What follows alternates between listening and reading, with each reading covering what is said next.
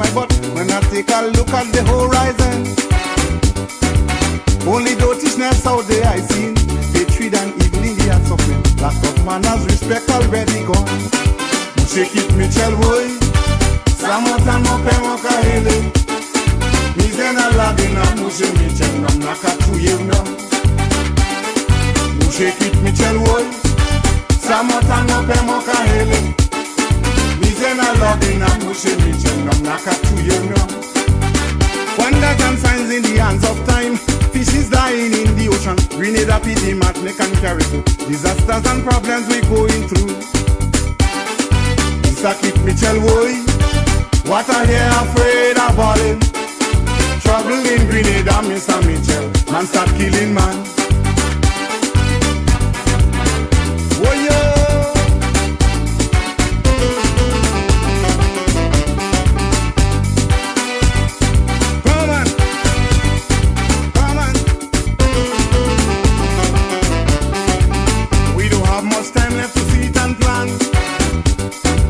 Wrongdoings in the Eddie water and land. When King Lucifer and Miss Jezebel have this little nation to jail. Come, let's take this thing now to consider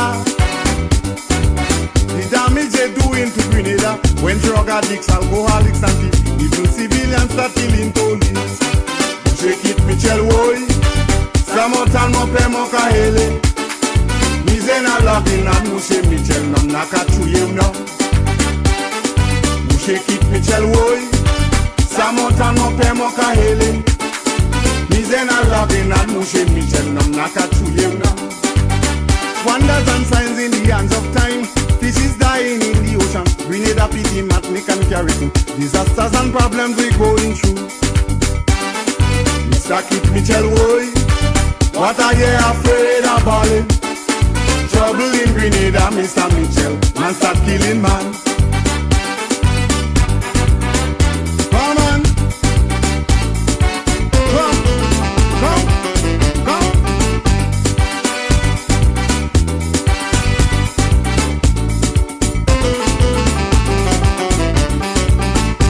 Population is increasing,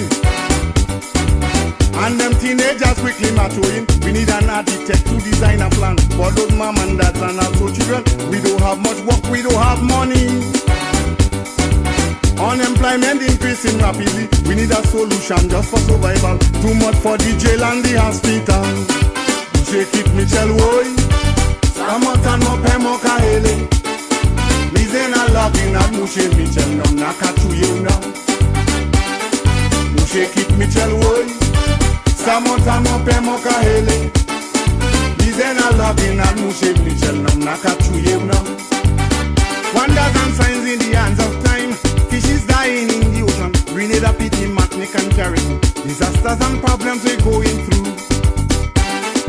Mr. Kit Mitchell, boy. What are you afraid of balling?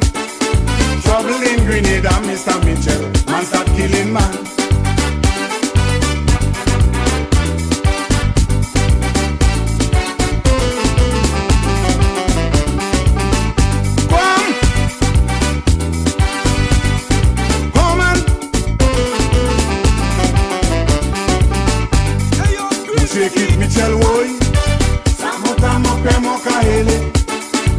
Good night to you, Grenada, Carriacou, and Petit Martinique, rest of the Eastern Caribbean, wherever you are locally, regionally, internationally. Once again, it's time for Talking Points. My name is Sheldon Scott, and I'm here with you up until the 10 o'clock hour.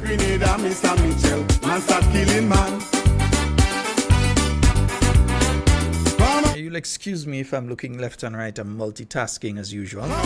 No, JJ is not here tonight. No. It's a school night. He's home.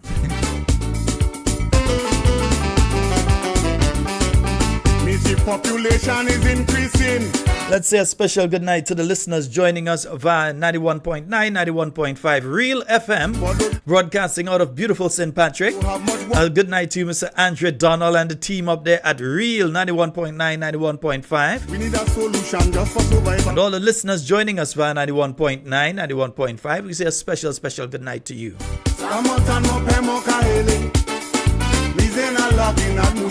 All of the listeners joining us via 94.9 out there in Brooklyn, good night to you. We Noise Radio, whether you're on the terrestrial radio or you are listening via the internet. Yeah, you can listen via Apple device, all kind of thing with We Noise Radio. Yeah, all kind of things. One of these days, Wade, you must call and say exactly what people, how to just hook up the thing and listen to your thing. Mr. Kid Mitchell, what are you afraid of balling? Trouble in Grenada, Mr. Mitchell. Man start killing man. Special good night to you, the Talking Points crew. Hope you all are having a wonderful night tonight. Those of you listening via 92.9 Sister Isle FM, good night.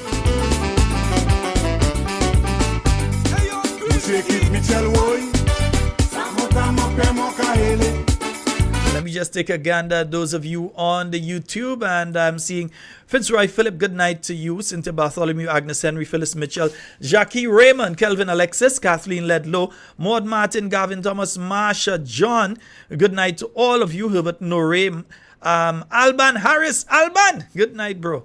Debbie Seals, good night. Ann Andrews, Errol Bonaparte, Listra Abraham, Janice Mitchell, Faithlyn Halley Douglas, good night. Baby Daddy, Claude Abraham, good night, bro. Gemma Warwood, good life. Michelle Alexander, Alcy Peters, Lona Lolo Williams, good night. And let me see, Vanessa Lalji, I think I shouted you out already, but just in case, good night to you again. And Deborah Laborde, think the same thing, but good night to you again. Carib Spice Fitness, Ashma Charles, Anne-Marie Celestine Grant, Shirley and James, Denise Donaldson, good night. Gertrude Abraham, Jamari Grandmammy, good night to you. Public Notice, Wendy Telesford, Dolores Redhead, Cindy Thomas, Anna Lewis, and Clive, good night to you. And Kathleen Knights, Adrian Watts, good night to you and the home circle, good night to your wife, Mrs. Watts. Patsy Frank, Eliza Bernard, Christine Otley, Veronica Lewis, Brian Joseph, Velma Pascal, Hillary Joseph, Matthew Bowen, good night to you, bro. And Baby Daddy, yes, I agree with you. Hit the like button, and I'll explain why in a short while. Denny Sandy, Carl Jones, Alan Jones, good night to you. And Zoe and Michelle, good night to all of you. Yolan Pariag, Emerson Edmond, Wilfred Antoine, Jocelyn Matheson, Ron Julian, and I sort of lose my placing there. Sherma Alexander, hey, Sherma Jeremiah, good night to you. Zayla, good night to you, my dear. Marsha John, Stephanie John, Miriam James, Harrow Ogilvy, Jakim, good night to you and your wife. Shane Ross, good night to you, bro. Miriam Samuel, good night to you, right? So that's all of you I pick up so far on the YouTube. Over on the Facebook, Martin Charles, Dena Abraham, yes, John Mary Auntie, good night. Latoya Maguire, Shannon Felix, Esther Peters, Enoch Bain, and Donna Langdon, Hermione Calise, Dwight Ferguson, Wallen Aqua, Jill Williams, Davis Charles, Sherry Lambert, Hermione Calise, Torah St. John, and let me see, Glenda Robinson, Kathy Gilbert Levine, cuz, good night to you. Yeah, Kathy Pope, good night. McLean Mitchell, Teresa Joseph, Dennis Fabio, Maria Ramsey, Etta Batiste. Yeah, Kathy Albert, good night to you. Right, Ingrid Nelson, Teresa Buddy Frederick, Winnie Simon, Ascending. Yes, Sonny Isle, Peter Stryker, good night, bro. Yvonne Courtney, good night to you. Gillian Prescott, Sonny Isle, Merrill George. Yeah, Errol Bonaparte, good night. Evelyn Narayan, good night. Linda Imelda Francois, good night to each and every one of you. And folks, it's important for you to hit the like button. And for those of you on Facebook, it's also important for you to hit the share button. And I'll tell you all why. Now, it is important to hit the like button because as long as you hit the like button, Facebook, in the case of Facebook, recognizes the program as important when they see more and more people hitting the like button. And as such, even if you don't share, it's going to put it into as many timelines as possible. The same goes with YouTube. The more you hit the like button, the more people who are on YouTube, whether here in Grenada or anywhere, once they're connected with Grenada, they are going to be offered the opportunity to see Talking Points. So you need to hit the like button. Yeah? So before 8:30, let's see if we could get it over 100, heading to 200. We need to hit the like button. So you need to hit the like button on the YouTube, and you need to hit the like button on the Facebook. Now, the way that the software, the algorithm that is behind these social media sites operate is the more that you interact, the more that you like with it, the more it will promote it. So you're going to help to promote the program by hitting the like button. If you are not yet subscribed to the YouTube page, you should subscribe to the YouTube page. Yeah, you need to be subscribed to the YouTube page. That way, every time we go live, you will get a notification. Sometimes we may go live during the day because there's a particular function taking place or an activity taking place that we're going to broadcast. You will be notified so that you would be able to view. Yes, sometimes it may be unplanned, but you would be notified so that you would be able to know what's taking place. The same goes with Facebook. When you follow the page, you click follow and you follow the page. Every time we go live, you'll get a notification. It will come up on your phone will beep. You'll get a notification and you will know. Now, outside of subscribing on YouTube, you also need to click the bell icon. You'll see something look like a bell. You have to make sure and hit that, and that will ensure that you get all the notifications. All right? It is a Monday, and of course the phone lines are already open. Yes, the phone lines are open. You can call 440-7377, 347-329-3101. In Grenada, Mr. Mitchell, man start killing man.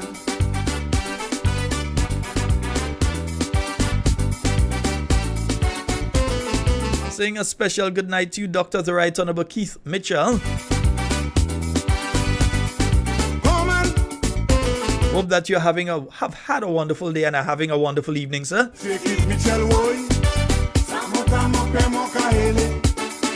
Mr. Gregory Boyne, a special good night to you, sir. So Roland Bola. Roland Bola. Roll. Nice man.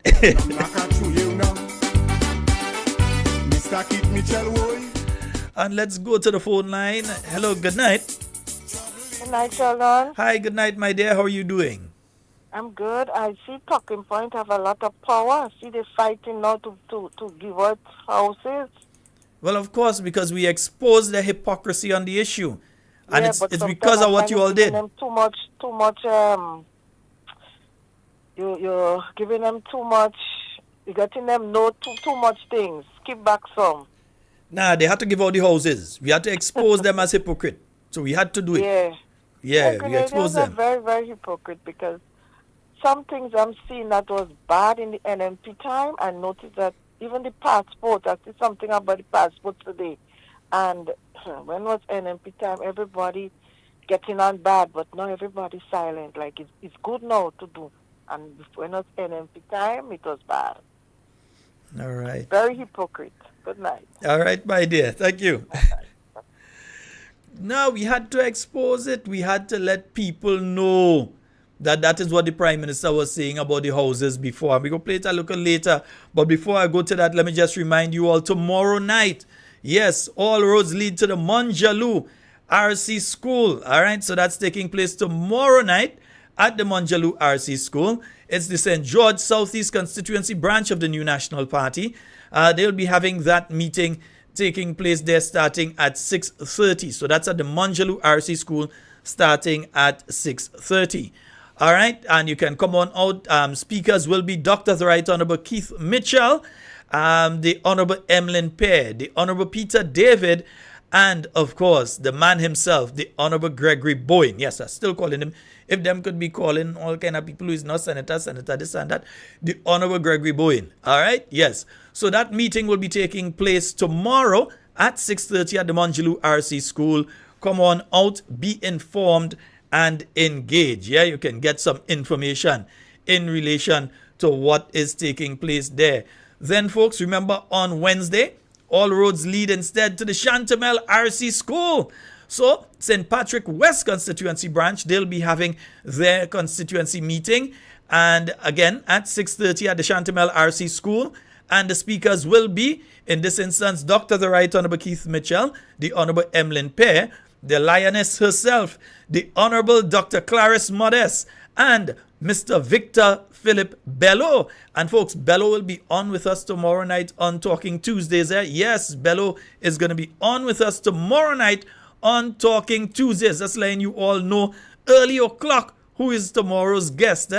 And then on Thursday, we head on up to the Willis Community Center, and the speakers at the St. George Northeast Constituency meeting of the New National Party will be Dr. the Right Honorable Keith Mitchell, Honorable Emlyn Pear, Honorable Peter David, and my good buddy, that is going to the Babylon,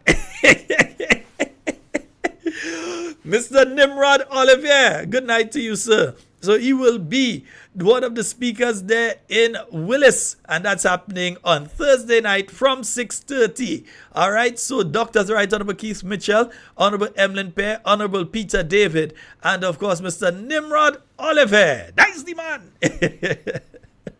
440-7377, 440-7377. Yeah, all you hearing?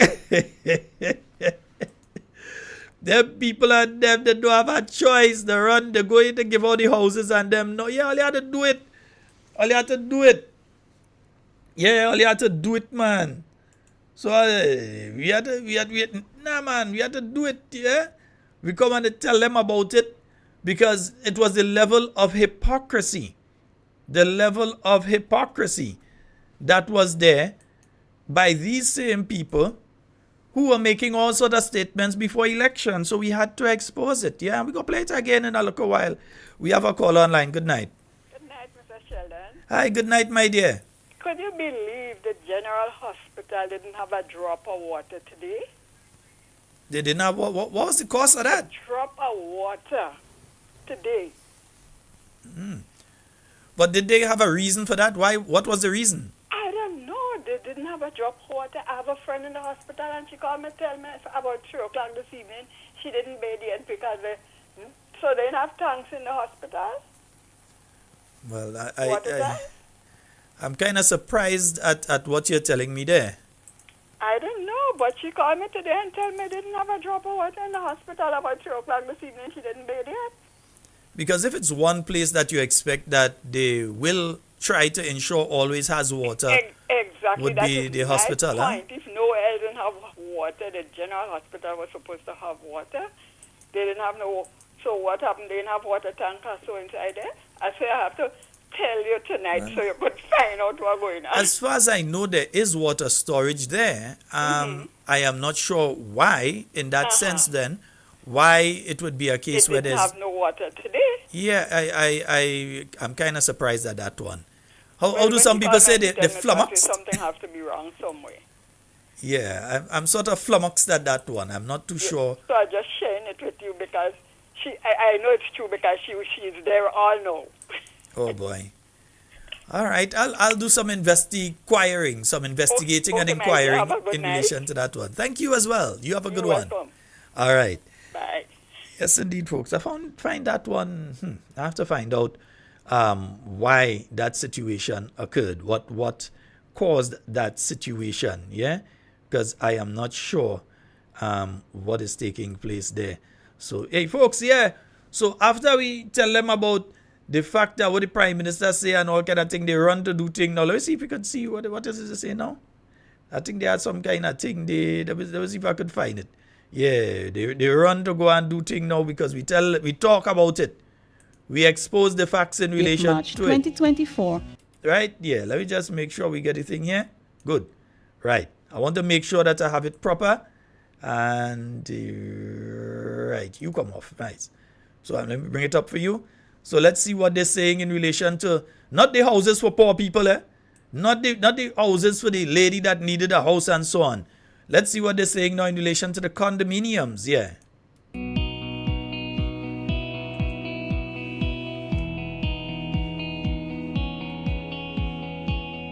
We are excited to unveil the seamless process for acquiring your dream unit. Here's what you need to know.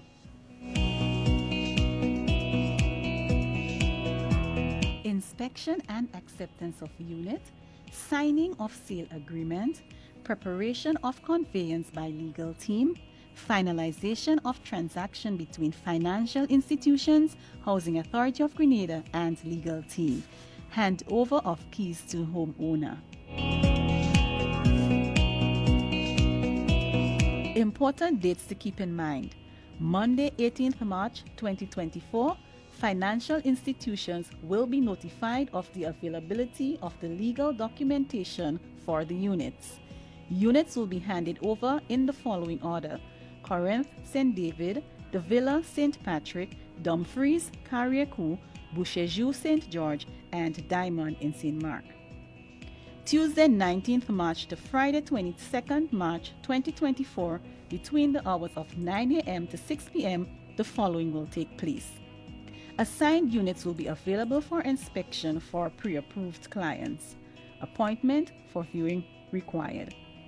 Clients can set up an appointment by contacting Housing Authority of Grenada's main office. Inspections will be conducted in... Folks, I know I was playing it, but I just have some questions in relation to this.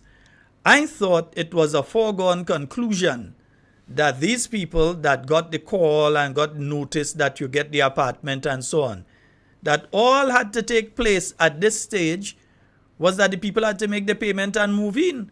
All this kind of simmy-dimmy and back and forth and all kind of thing you're hearing about, you had to go and today the financial institutions going and be told. Your prime minister, when he was just leader of your political party, was talking about 7 days away from election and place lock up and people can't get it and all kind of thing. Yeah? And that's how the houses were given free. And all sorts of statements were made at that point in time. In fact, we're going to find some of them statements and play them for all. You know? With them statements and them there. Yeah. Let me find some of the statements and play them for all you. Because I could never believe it's the same houses and them that we're talking about now, because from how they was talking before, you know, it's for poor people and it was wicked not to be giving the poor people the houses. And so let's hear. Housing while they can catch themselves.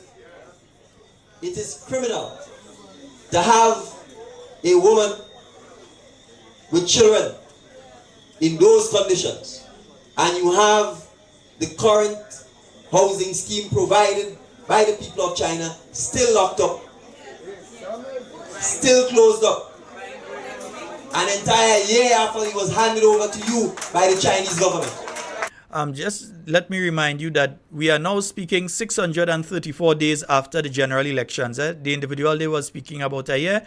We are now speaking exactly to the day 634 days since election. And this person was saying it's criminal. But anyway. So you prefer your people to remain homeless and to be on the street than to give them housing that was not provided by you, that was not built by you. Yeah, because it was not provided by you either. You weren't even part of the process. You didn't know about the negotiation. You had nothing to do with those houses. Absolutely nothing. Yeah? So let me hear, man. But that is part of a grant from the Chinese government, yet you have security guarding the complex. And they face vex, you know. They vex, you know. The complex is empty. And our citizens can't even drive down to examine the quality of the housing. Well, it's still empty 634 days later. It is still empty, and you've been in charge for the last 634 days. So what's your excuse? Under the National Democratic Congress government, that will end. And the people in our communities who are vulnerable and who need the houses will be given the houses. But I want to go further and say... I ain't think we hear that part just now, because I ain't think the vulnerable people are that kind of money that they've been asking for them houses. So let's see. And the people in our communities who are vulnerable and who need the houses will be given the houses. All I find is the people who are vulnerable in the community and need the houses, who have been given the houses, he said will. All I find that he kept that promise. Yeah? But I want to go further and say this. Yes, folks. Yeah, that's the same people and them. Yeah, that's the same people and them. No, we had to come here and basically cost them into action. We had to come here and basically cost them and expose this. And there are others, you know, I've only been playing a few, but there are others of what he said in relation to housing. Yeah? We had to basically come here and do that to force them to realize the urgency of keeping the promise that they made. Yeah? And if we had to do it again, we're doing it again. Change is going to huff, it's going to puff, and it's going to blow the house down. It is the people who are going to be saying so.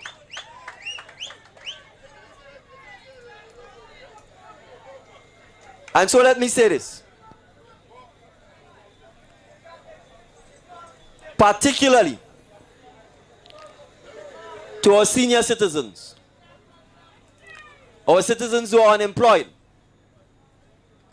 those who are living in poor housing conditions, those who are on the seed program, those who are the contract workers, those who are the money workers. If somebody is threatening you, if somebody is intimidating you, if somebody is telling you you shouldn't do what you want to do, you shouldn't have the right to choose, that is not somebody who's seeking your interests. That is somebody who is seeking their interests. And their sole interest is to remain in power. It isn't to give you better housing. Because if they had a better housing program, they would have told you about it. If they cared about the conditions in which you live in, the Chinese housing project in Corinth would be open and Grenadians would be living in it. But instead, 7 days before an election, the Chinese housing program is still closed up. It is still closed up, and we have Grenadians who don't have places to stay, who don't have homes to live in, and it is closed. And not only is it closed, they have security guarding an empty building. I don't know if that is where the oil and the gas money is being stored. Well, right now we want to find out if that is where the CBI money being stored. We want to know if it are chunks of CBI money inside there, because it have a lot of things we have to talk about CBI, you know. But I don't see why you'd want to have security guarding an empty building that was meant to provide housing for Grenadians, for the people of St. David. And yet still it is closed up. You have security there. You can't even drive into the compound to even see what they look like.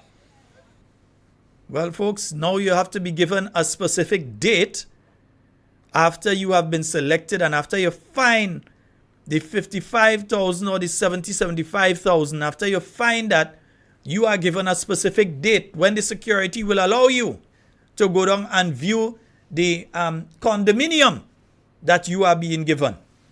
Well, not given, you are being sold. Yeah? So now, you are being sold the condominium, and you're being sold that condominium on specific terms. So you got to find your 55,000 or your 70-something thousand. If you can't find it, well, you can't get it. And you can't come with part, you have to come with the full thing. You can't say, well, look, I was able to raise 10,000. I will pay the rest later. Nah, they want that to know. They want the full money. All right? They want their full money. So that's what they were saying about the houses before election. Yet today, 634 days after the general election, tonight, they are still empty. As we speak tonight, those, as they now call them, condominiums, are still empty. Every single one on the island of Grenada and the island of Carriacou, Petit Martinique don't have. Every single one of them are still empty. And all locations still have security guarding empty buildings.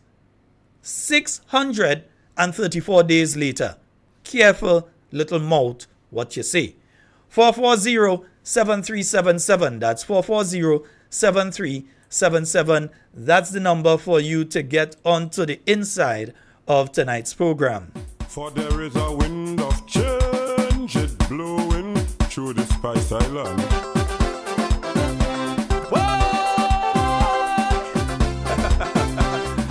Listen to the people, Mr. PM. Don't play with the Grenadian people, cause the wheel is turning around. That's all. Like all you did only plan how to win. And after that, all you can do are thing. At all, poor people balling, they can't. So folks, remember tomorrow night. So what? It's like all you deaf and can't hear that. Well, tomorrow evening from 6:30, it's going to be there at the Monjaloo RC School. So those of you in Monjaloo and surrounding areas, head on out to that one. So I said the wind of change. On Wednesday, all roads lead to the Chantemel RC School, 6:30. Back where he came from, hear the people out on the. And on Thursday at the Willis Community Center, 6:30 p.m. We want kids, we want kids. 440-7377, 347-329-310, 3101. Those are the numbers for you to call. And folks, I keep getting some warnings over the weekend. I keep getting some warnings. But let me remind the present administration that the Interception of Communication Act is very clear. And there are consequences. Let me repeat. There are consequences for illegally intercepting the communication of common citizens. Yeah? It is illegal. You may want to review the Interception of Communications Act. Because instead of you all use the equipment that you all are obtaining from the Israeli Mossad, that is being paid for by a third-party Middle Eastern country that you all are visiting very regularly, instead of you all utilize that equipment to find the people who are bringing guns into this country, not just in barrels and so on, find out about those boats that coming in at different coves around the island. Because you're here talk on the street about boats that has come in late in the night, different place, and drop off thing and take off up the road or down the road or wherever. So it's not just through the ports of entry in our country, but there are other mechanisms that are being used. And if you all had been utilizing that Israeli equipment, if you all had been utilizing the other equipment that you all have in your possession, instead of trying to get into the WhatsApp accounts, the Facebook and other social media accounts, the emails, and into the personal computers of various members of the opposition, yes, and I'm making the accusation tonight. If you all had been utilizing the equipment that you all received to find the people who bring in guns into the country, or to track down those people who may be involved in the drug trade, or to try and infiltrate into the various groups of people that call themselves gangs around the country, you all would have been making Grenada a safer place. But instead of that, you all are only interested in political power. So you all are utilizing the technology that is available. And all you could come out and say, do exist as much as possible. We know all your line. So all you could come out and say as much as possible that it do exist. I am stating for a fact that you are lying if you say it doesn't exist. You all are utilizing the equipment to track the movements and to infiltrate and gather as much information as you all can from members of the opposition, instead of going after the criminal elements in our country. Do the right thing. Because the day will come when the information is out in the general public and heads will roll. Heads will roll. It is a criminal offense to utilize such equipment from the Royal Grenada Police Force without going through the proper channels. In other words, a magistrate is supposed to give an interception of communication order, and a case has to be made to that magistrate for them to provide that interception of communication order. And if you go forth and try to infiltrate people's communication without that order, then you are in breach of the law and there are consequences. Enough said on that one. 440-7377. That's 440-73. I know what I'm saying, 440-7377. That's 440-7377. And 347-329-3101. those are the numbers for you to get onto the inside. You have guns, you're trying to find out how guns come into this country and all kind of thing. For you to focus on that, or you're focusing on the opposition. Why are you so afraid of the opposition? Yeah? Why are you all so concerned and so afraid of the opposition?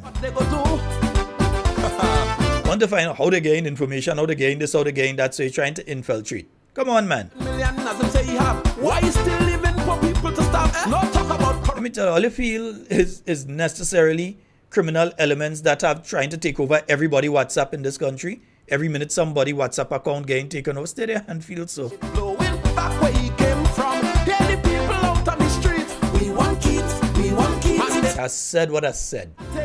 We want kids, we want kids. All you know, all you lie and cheat. Imagine you have members of the opposition going to a meeting or they're going somewhere and you tasking special branch officers. Instead of you send them guys and them to go and find out where gunshot firing and to try and locate the guns and different things. Instead of you send the guys to do that, you're tasking them, you're taking them and put them for hours to follow a member of the opposition. That making sense? Ladies and gentlemen, does that make sense to any of you? That instead of them tasking these officers to go out there and to find the people who are attempting to disrupt our country, the people who are the elements that we need to clamp down on, instead of going and finding those elements, you're focusing on where this one going or that one going and this one. Come on, man. Or who they talking to or who they in communication with and who they talking to with over the phone and you're trying to get the phone records and all this kind of nonsense. Come on, man. Come on, man. Seriously. We have a caller online. Good evening. Hello? Hello, good evening, caller. You're live. Go right ahead. Yeah. Sheldon. Hi. Yes, caller. Go ahead. I went in my boy yesterday and see a friend. Mm-hmm. And when I went to tell me yesterday, you just make some lime water for them. And with ice in it, no sugar, anything. Maybe they can buy sugar to put it because it's tiffin too much. Thank you very much. My goodness. Well, caller, I wouldn't say it's anybody doing that. What I would say is this. One, I would ask the question, first of all, if the individual who was given the juice like that is diabetic, what they were in there for, if they're diabetic, and as such, if they are not going to be, if they are on a specific diet that requires them not to have sugar. If that is the case, I may understand, but I wouldn't understand lime juice without the sugar. Eh? That one kind of hard for me. That one. If it is a case that everybody was getting this lime juice without sugar and thing, then Houston, we have a problem. Yeah? If it is a situation where over the past few days or over the past few weeks or so, you've been having this kind of problem constantly reoccurring, and it's not a situation, because sometimes I've been not in the hospital as in a patient, but at the general hospital, and you've had situations where various patients may be complaining about the food that they're being given, but they're being given that specific food because their dietary requirements for what it is they're in there for. Sometimes they have high blood pressure or they have high blood sugar and so on. So they are given a specific diet. I'm not making an excuse here. I'm just saying in some instances that is what happens. But if it is a constant, because now you're hearing the general hospital don't have any water, and now it seems as Maribo have water because they use it to make lime juice but no sugar. So we have to find out what's going on there. We have to get to the bottom of that one. We can't leave that one alone. We have a call online. Hey, good night, Talking Points. Good night, Sheldon. How you doing? Hey, good night, bro.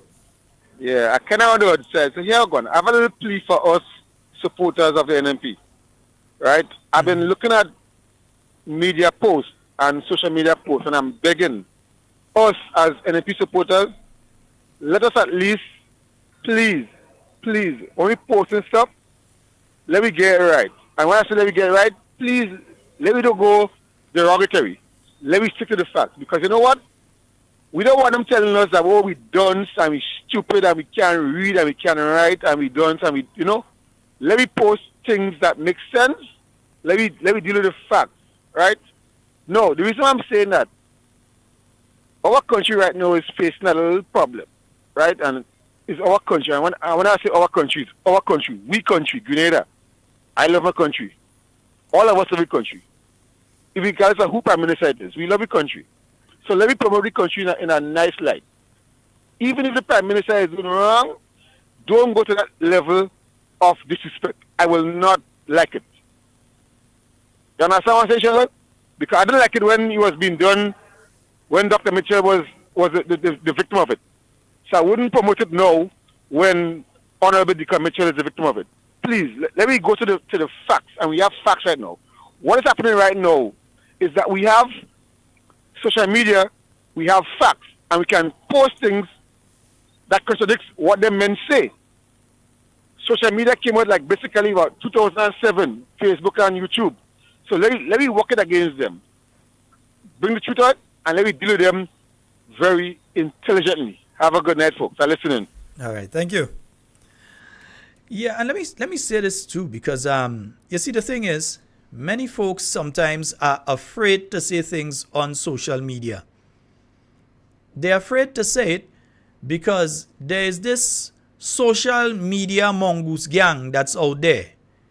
Let me not even say mongoose gang. A social media more like Tuntun Makut that is out there. And as soon as you go and you make the mistake and say anything positive towards the New National Party, a member of the New National Party, anything associated with the New National Party, these people in your inbox, they're out of order. Well, it doesn't come in mine.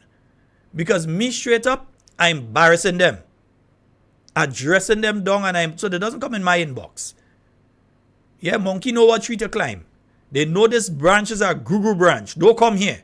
Yeah, this is a Google tree. Don't try to climb the trunk. It's only Piccadilly. So they ain't coming in mine. But many people have had that problem with them.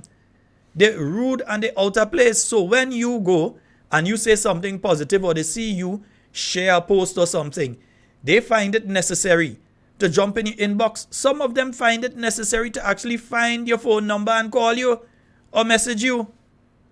They go that far. But let me tell all you, any of them that do that, send the number for me. We calling it out on air.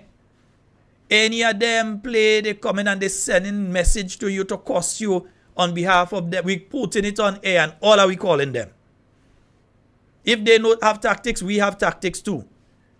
So any of them they calling you all and they cussing you all and so on, send the number. Yeah? We putting it on air. It is not illegal. We putting it on air. Yeah? They go know who to interfere with the next time. Do not be afraid. Yeah? You have a constitutional right to speak on various issues that affect you as a Grenadian.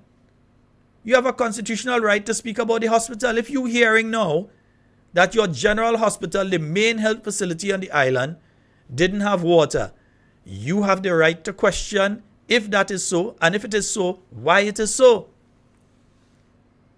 Because you hadn't have that situation existing before, so it must be something that's taking place now that is causing that situation. So you must be able to ask a question, and nobody can tell you, well, you shouldn't talk about that now. You have a right to be able to talk about that. In the same instance, as if you're hearing now that, look, patients getting juice without sugar. You have to ask why. You have to ask questions why. Is it an instance of one patient or patients in a particular area who have specific dietary needs? Or is it a general problem throughout the facility? We have to ask the questions, because one thing why I ask the questions is because I don't want anybody come back afterwards and say we lie. Or it's not true, or we're putting out false information.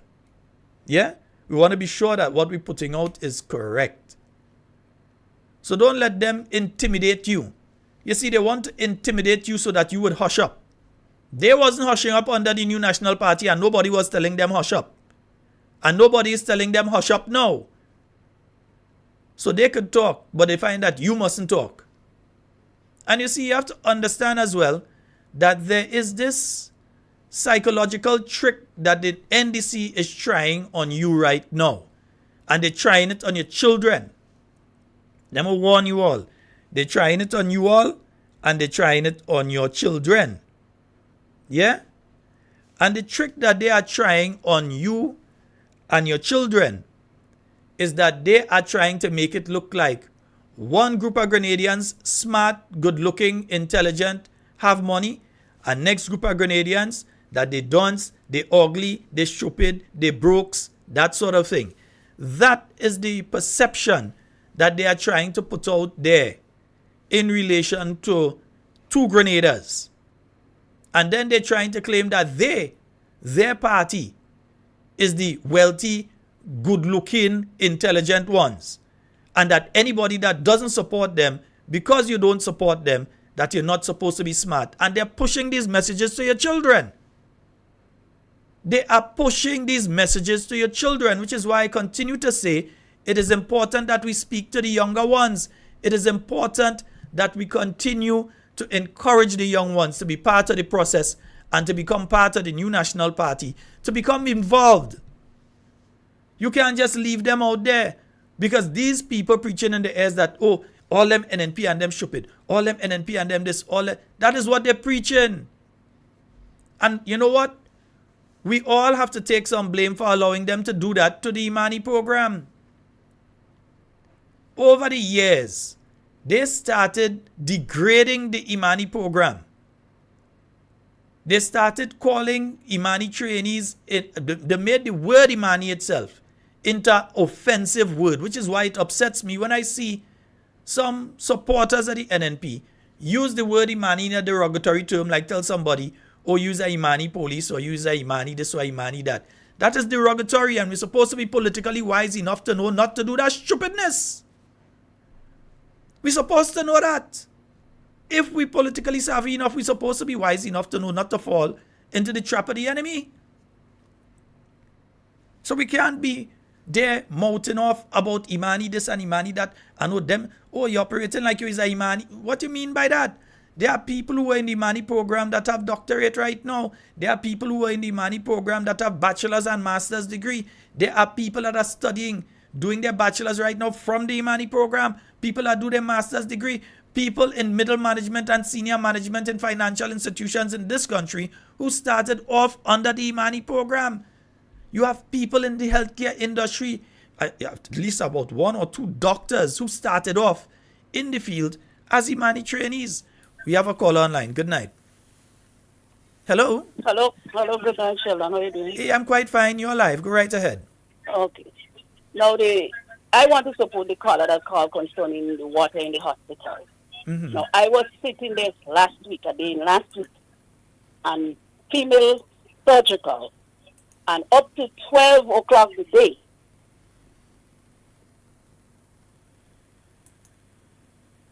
Hello? Hello? Hello? Oh, you went off there. All we heard you said 12 o'clock the day, and then the rest went off. I went up. I supporting the caller that called and concerning the water in the general hospital. Mm-hmm. It is the truth.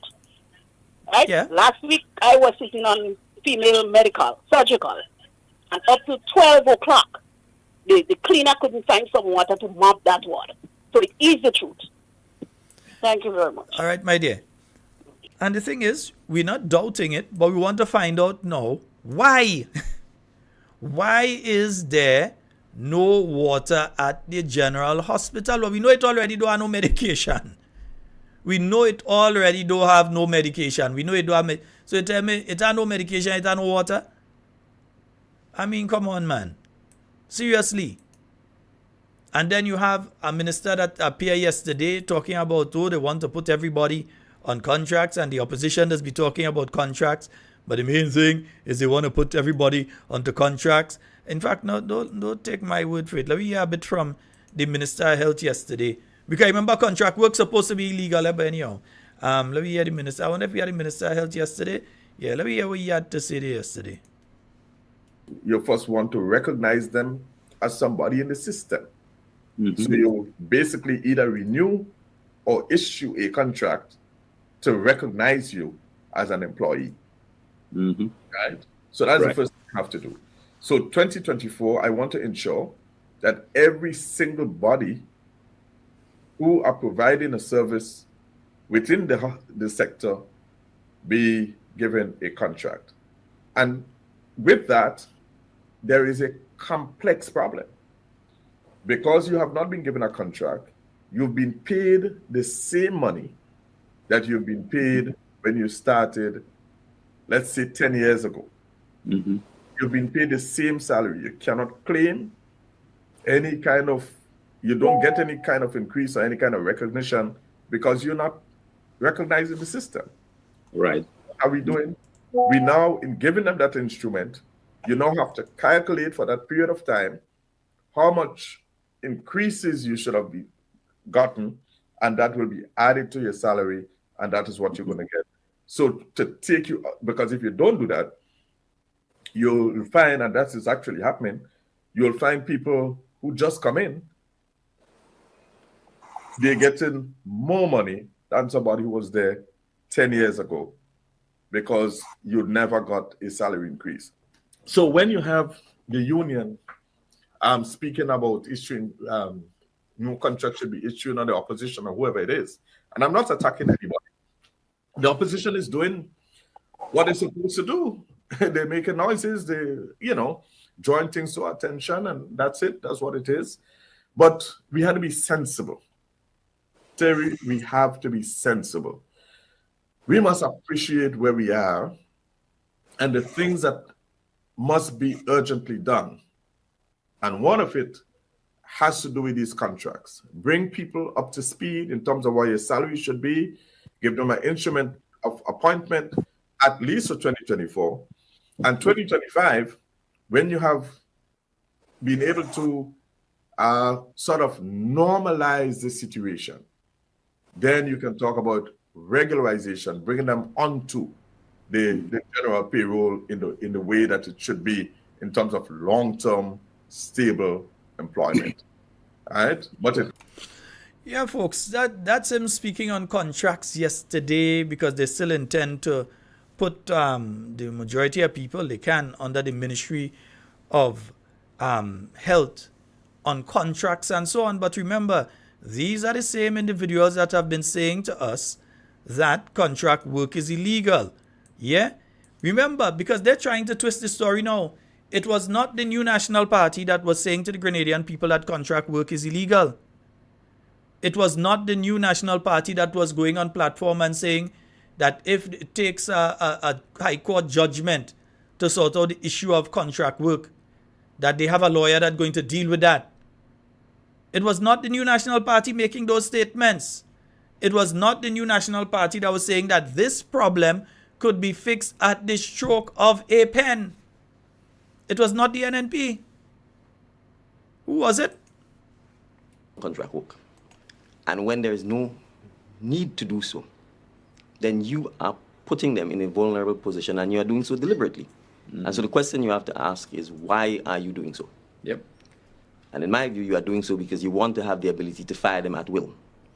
So you want to create job insecurity because you want to be able to manipulate them for your own ulterior reasons. Right? So let's make this clear. For those... So all of a sudden, the reason for contract work, if you've listened to what the previous minister said, have now changed. They have now changed, but they're still using contract work. They accuse the NNP of all sorts of things, and then they come back and do not the same, worse. Contract workers who are able to qualify for that GDB loan, I'm happy for them. But a significant number of them will not be able to qualify. And the question is when they... While they may not have qualified for the GDB loan, at least 3 are your ministers. Anyway, there's another story with GDB and loans. They remain on contract work. So what has to be addressed is the fact that the government has to end this contract work, absorb the employees because they are doing jobs that are normal, customary, and required. Let's take, for example, a cook in a school. Cooks in school, just make sure you listen to this part carefully, yeah? If you have a school feeding program, that job is required indefinitely. There is no reason to put a cook on a contract work. And remember, when you put her on contract work, she has no pension. She has no chance of getting... Remember, these are the same people that say they had to go and check the gray areas, the gray areas in relation to all your contracts. That job is required indefinitely. There is no reason to put a cook on a contract work. And remember, when you put her on contract work, she has no pension. She has no chance of getting health insurance. She has no chance of buying life insurance because the incomes are very low. Right? And if you go to buy these things, they will say to you, well, we have no guarantee that you will have a job 6 months from now or 12 months from now. And so no one wants to deal with you from a financial perspective when you're in that position. And I'm saying the job of the citizens, of the government, is to fight for its citizens, to protect its citizens, to encourage its citizens to be independent, not dependent, not vulnerable. So that is the challenge we face. And I'm saying it is solvable by the stroke of a pen. Yep. I think I hear you properly. Then he was just political leader, but let me see. I'll expect a little grayscale again there, coming back. Nice kicks. Yeah, we want to hear what you say there again. Yes. And I'm saying it is solvable by the stroke of a pen. Yep. And let me make this further point. It is actually illegal.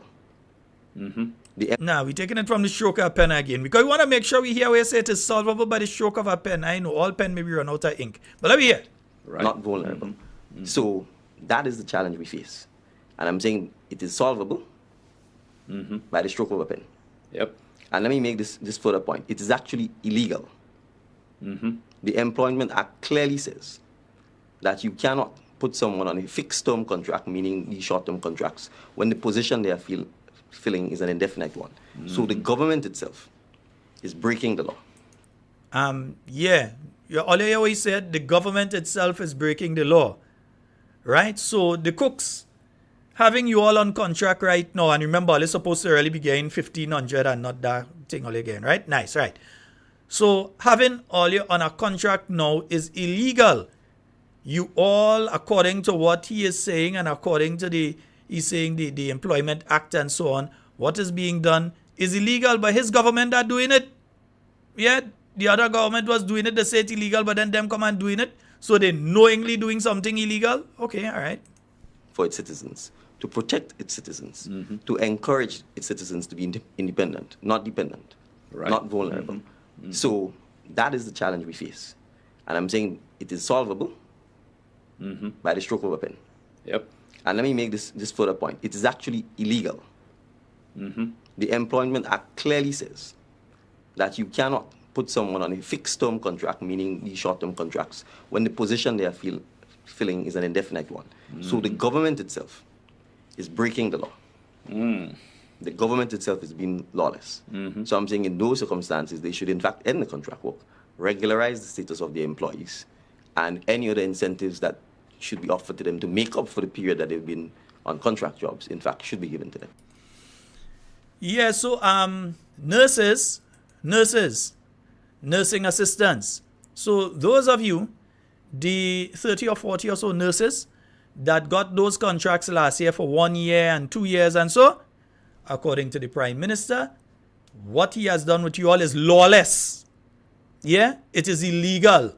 That's according to him, The same person that's speaking there, a little beard and thing, but same person that's speaking there that told in the office of Prime Minister now. What they have done to you all is lawless and illegal. Those were the terminologies he used when he was speaking about it. Cooks in the school. Yeah.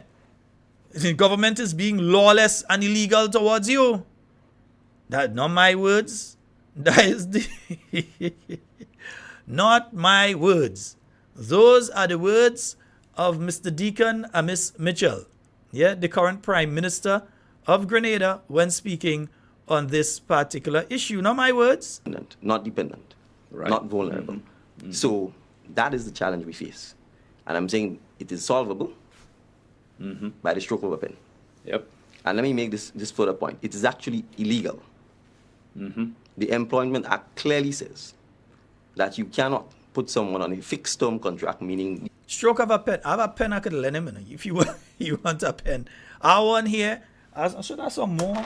A pen. I wonder if you want a pencil too. I should have some more pens here. Yeah, I have pens. If you want a pen, I have pens. Our pens for so. If you wanted red ink, black ink, blue ink, we have a variety of pens, Mr. Prime Minister. We have pens for so. We have whether you want felt tip, you want Bic, you want a Bic pen, Mr. Prime Minister. We have Bic pens. We have Bic. Let me see. This one is Papermate. We have Papermate pens. We have pens here. So we have all type of pens, Mr. Prime Minister. We are Uniball. If you want a Uniball pen, we have all kind of pens because remember, it's at the stroke of a pen. Yeah. So if you do a pen, maybe we have to offer pens. Yeah. Maybe it's pens that they're lacking. Yeah. Encourage its citizens to be independent, not dependent, not vulnerable. So that is the challenge we face. And I'm saying it is solvable by the stroke of a pen. Yep. And let me make this further point. It is actually illegal. The Employment Act clearly says that you cannot put someone on a fixed term contract, meaning these short term contracts, when the position they are filling is an indefinite one. So the government itself is breaking the law. The government itself is being lawless. So I'm saying in those circumstances, they should in fact end the contract work, regularize the status of the employees, and any other incentives that should be offered to them to make up for the period that they've been on contract jobs, in fact, should be given to them. So we waiting, yeah, because you know when we talk, they just have to run and do thing, yeah, but there are consequences to those actions, which is why, folks, they are going around and they're speaking about the pension. Because the more people that you regularize and the more people that you have fully under the public service and able to receive a public service pension in the format that the public service pension exists now according to the Constitution of Grenada, you can run the risk of bankrupting the country in the future. Because more and more people are retiring. Now understand this, the pension formula that exists right now through the Constitution of Grenada, that pension formula was put in place when you probably had 400 public servants in the state of Grenada. Now you're speaking thousands. If you're speaking teachers, you're speaking how much? A couple thousand there? Then you speak police officers, you probably have about 2,000. Usually it might be a little under that, right? Then you're speaking about nurses. You're speaking about people working in different ministries and so you're speaking a couple thousand people. Well, when that pension was calculated back in 1958 or so, how many teachers you had in the state of Grenada at that point in time? How many police officers? In all, you may not have had 400 public servants working in the state of Grenada at that point in time. So, that is why they are going around now and they're trying to do a new pension formula. Because if you go ahead and you're just at the stroke of a pen, because it just shows the ignorance of the individuals in relation to the reality of what exists. They are still trying to learn on the job. And while they're learning on the job, Grenadians catching the hell. And this is one of the things that were being warned. You were being warned about this during the election campaign. At the stroke of a pen, check Brighton and Miners, they are pen for so. I don't think, I wonder if Hubbard still have a stationery department. Hubbard's, or they still have a stationery department. I know Brighton and Miners are the stationery department. Or look and check them. Yeah? Check the stationery department because it seems as though they run out of pen. Or somebody in the States when they're coming down, bring a box of pen for the Prime Minister because like they run out of pens. Yeah?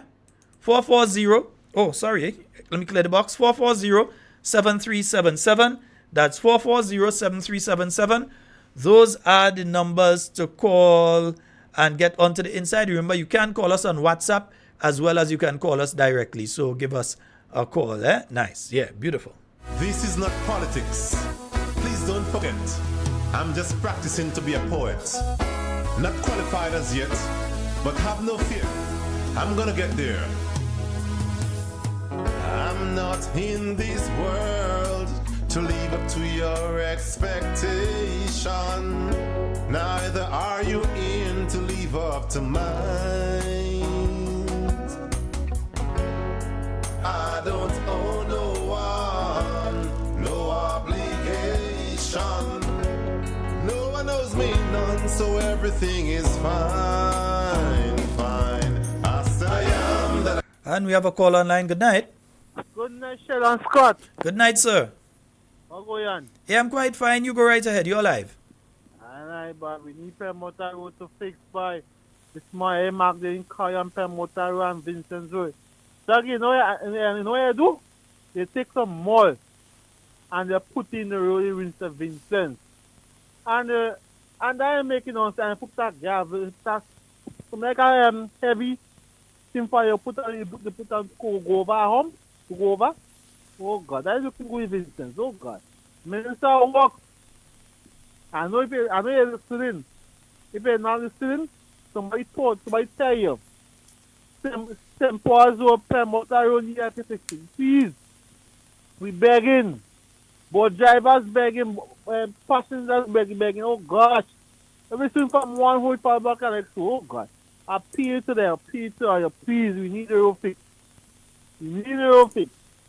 And gas price going up every on the 18. When Kid Butcher was there, he made a one fat price across the board. When see a man come there like copper smoke with pipe, every time the 18 gas price going up, I mean, come on.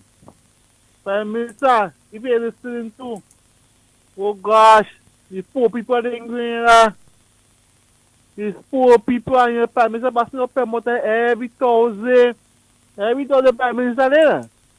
And you see the contract there. You know about driver said to them, and I'll repeat what he said. He said if he or driving the Prime Minister, each and every hole he see, he throw down the van in the hole. When you see it, you stop, you see what going to come and you pass by the Pajero in Permota area. Permota needs some fix up. Please, Mr. Security, Mr. Whatever, do something about Permota Road. You pass by every Thursday. You only fixing.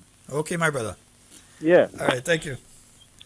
And I must say, the last time that the caller called in relation to that road, I did take the opportunity. I was up in that area about 2 days after, and I did see the state of the road is terrible between particularly, what they call it, Barrett Gap.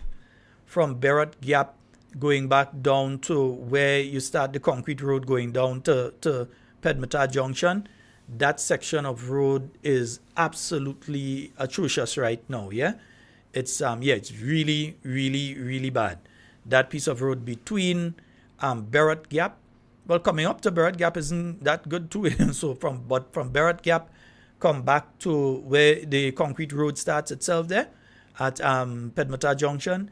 It's really, really, really bad in that area. Yeah.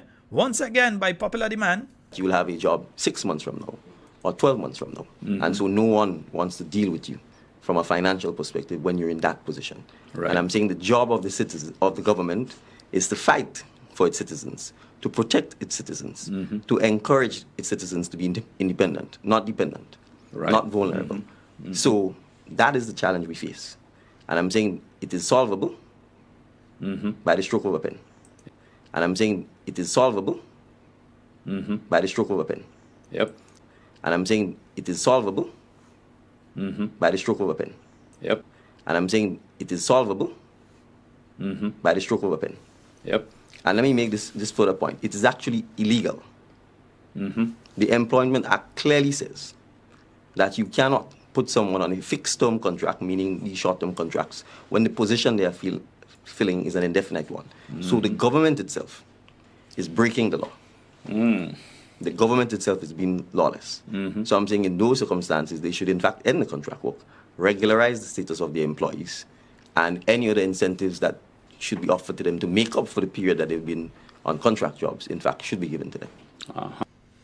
Yes, indeed, folks. 440-7377. That's 440-7377. That's the number for you to call and get onto the inside. And for those of you outside of Grenada, 347-329-3101. Yeah, that's the overseas line. So you can give us a call there as well. And what the Minister of Health was saying yesterday about contracts, he had a lot to say about contracts yesterday. You know, he said real thing, but remember, contracts are we're not supposed to be discussing contracts and things. No, we're not supposed to be having them contracts discussion right now. Yeah, none of us supposed to be having that contract discussion right now. 440-7377. Where do I have that document here? There's the document that I've got there where you're actually seeing one of the contracts that have been given. Yeah. And folks, outside of all of this, and I just want to mention another issue before we go forward. On this program, in fact, the night that the individuals were arrested, I did receive information that there was a possibility that they had committed a murder as well. If you all remember, on the program, I said, well, I get some information there. I find it difficult to believe, hard to believe, and I didn't want to say anything at that point in time, but that was the information that the 3 young men had allegedly committed a murder as well when they were found. Now, from that time to now, I've been saying, let the Americans take them. You have anti-piracy laws. You have various laws that they can be arrested and detained under, plus the murder charge. We have a caller online. Good night. Good night, caller. Okay, caller, you got through, but you were listening in the background instead of listening to the program. Yeah. So we're saying from since that time, we've been saying, listen, if we feel that the Americans want them, if they make an approach for them, let them take them. Yeah? Let them take them. Because I assure you, when they are finished with them, nobody will ever make the mistake at trying what they have tried. Anybody that's sitting in prison right now or may end up in prison in the future and is thinking that how those guys got away is a way that they can then utilize, they would perish that thought from their mind. Yeah? So you've been hearing the talk now of the possibility. I saw a report over the weekend of the possibility of extradition, and Grenada does have an extradition treaty with the United States. We do have an extradition treaty. Let's go to the phone lines. Hello, good night. Hello, good night. Good night. Hi, night caller, you're live. Hello? Yes, caller, you're live. Go right ahead. Yes, well, I am listening to you, and this is what I said from the beginning. These guys and them, suppose they're supposed to let them go in the hands of the American. Because if they could take life, the life could be taken too.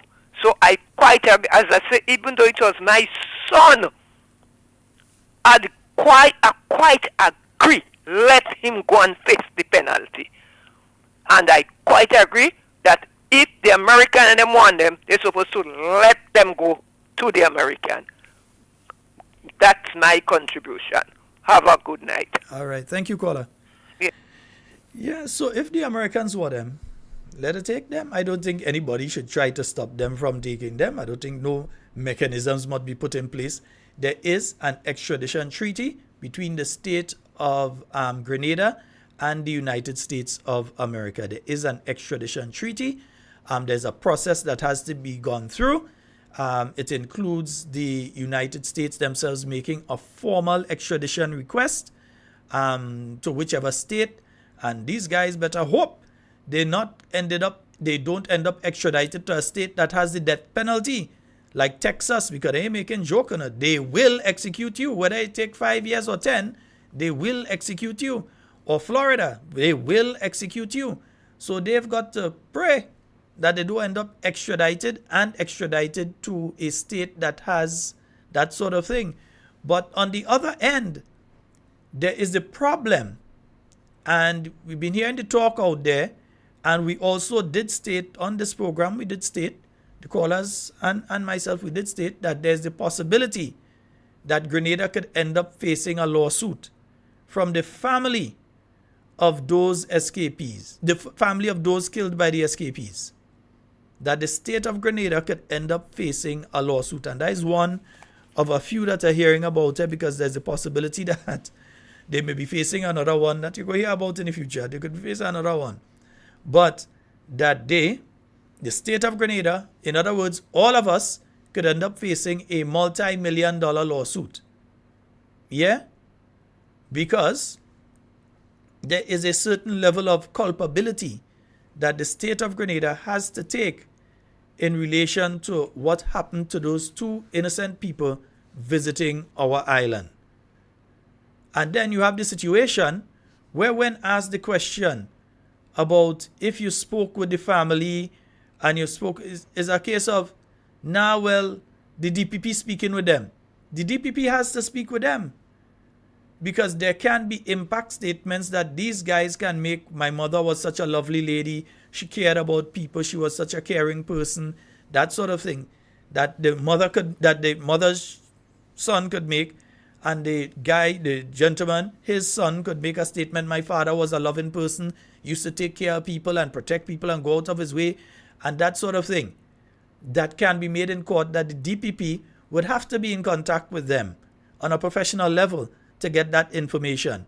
So when the question was asked, if anybody is in contact with these people, it was asked not from the professional level, as in if at a professional level you are getting in contact with these people. It was asked from the position of a sympathetic, a humanistic level, of if you as a human being placing yourself in their shoes, and something like that ought to happen, unfortunately, and knock on wood, hope it never happens to anybody else.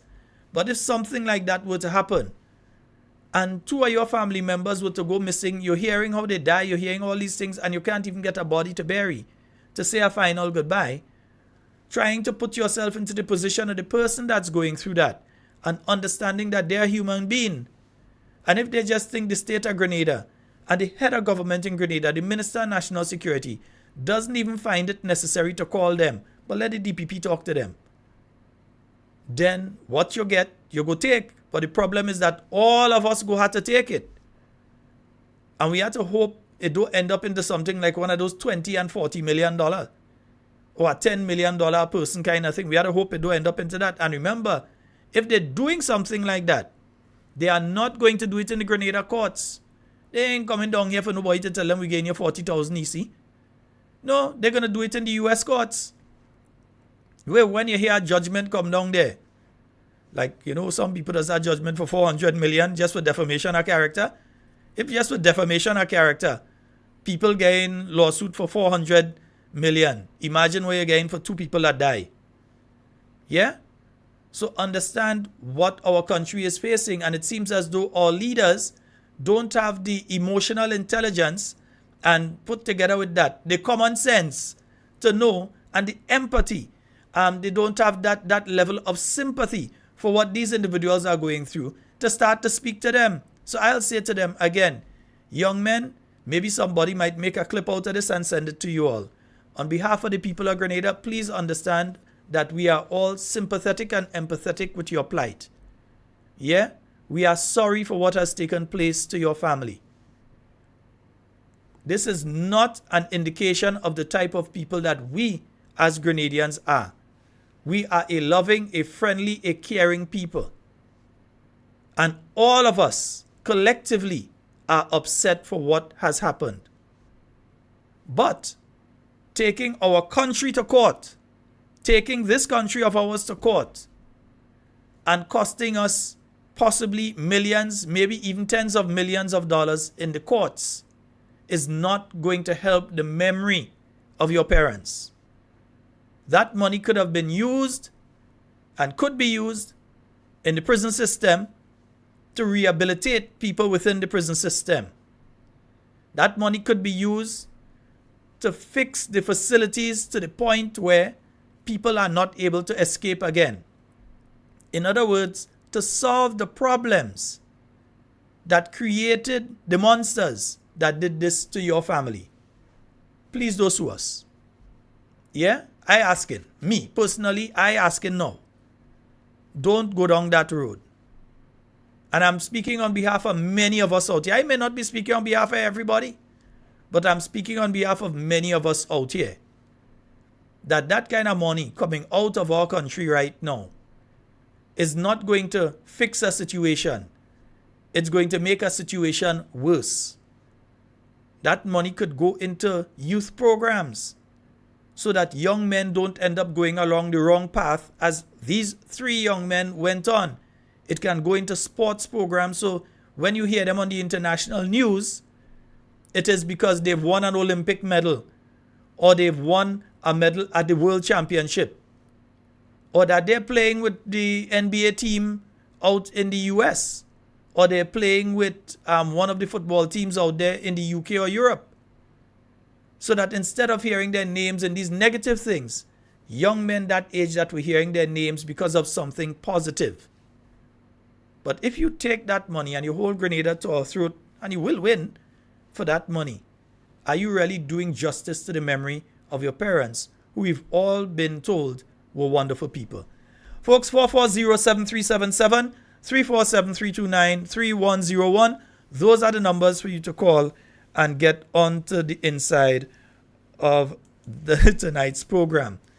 Yeah, folks, I'm pretty aware there's a one-term government. It's not them that go out to pay it anyway, but still, let's see if we can, at least Grenadians with empathy, speak to them. Reach out to them. Yeah? Speak to them, reach out to them. And let's hope that what we've been hearing about the possibility of a lawsuit against the state of Grenada, and if they're doing the lawsuit too, they go in and put as, the Minister of National Security, the Commissioner of Police, these are the people they're going to put as parts of defendants in this thing, they're going to end up being defendants to that, right? The actual officers who were on duty that day, they may even put them as defendants in it as well. So understand what is taking place here and understand the consequences of if that does happen, what is going to take place. And how it will affect us as a country. Because that kind of money that they're going to be asking for could have go into a youth program, could have go into same reform programs at the prison, at the Grand Bacolet facility, and we had to talk about Grand Bacolet one of these days. Grand Bacolet facility, it could go into sports, some other area, instead of just going into some individuals' pockets because of the deeds of some others. Right? 440-7377. That's 440-7377. That's the number for you to get onto the inside of tonight's program. And folks, remember, I told you all earlier, like and share. I know a lot of you just came in. Like and share. I need to see those numbers going up there. Like and share the program right now. We need to see some like and share on the program right now. Let it go over 100. Again, for those of you that may have joined later on, it's important to like the program. When you like it, YouTube recognizes that, hey, this program that's on at this time, a lot of people are liking the program. And as such, other people who may not be subscribed to the program and may not even know of the program, it appears in their timeline, it appears in their news feed, and they get the opportunity to see it. So like the program, click the like button. Let's see you all hit that like button, man. We have a caller online. Good night. Sheldon, good night. Good night, sir. According to what I've been hearing and what I hear you say now, so you want to tell me that the brightest lion in Grenada had to face court? If indeed... Or he might be facing court? If indeed they do so, he will have to. In his capacity as Minister of National Security. And that's if they make him a party to the case. Which they can do. I'd like to see that happen. Yeah, they can do that, All right, then take care. I just call because I hear what you say and what I heard before. Okay, no problem, brother. All right, great, thanks.